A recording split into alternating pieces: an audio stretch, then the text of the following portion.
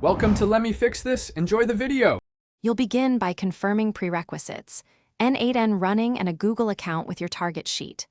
Once done, create OAuth 2, 0 credentials in Google Cloud and note client ID and secret.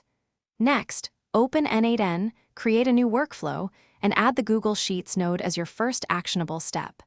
Connect the node to a start trigger so you can test immediately. Make sure to keep the sheet ID handy, and set proper sharing so N8n can access the file.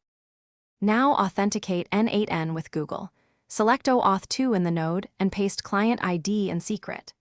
Click Connect to trigger the Google consent screen and grant the scopes N8n requests. This creates your credentials in N8n.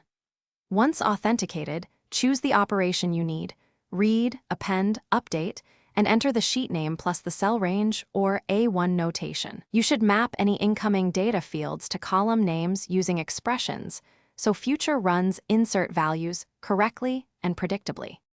Finish by testing.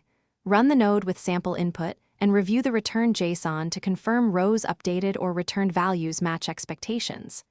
Once validated, save the workflow and enable the trigger you want, time interval, webhook, or event-driven. If something fails, first check OAuth scopes and that the sheet is shared or accessible to the authorized account.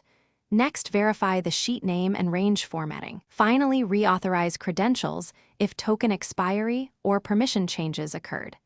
That single troubleshooting step usually resolves most issues.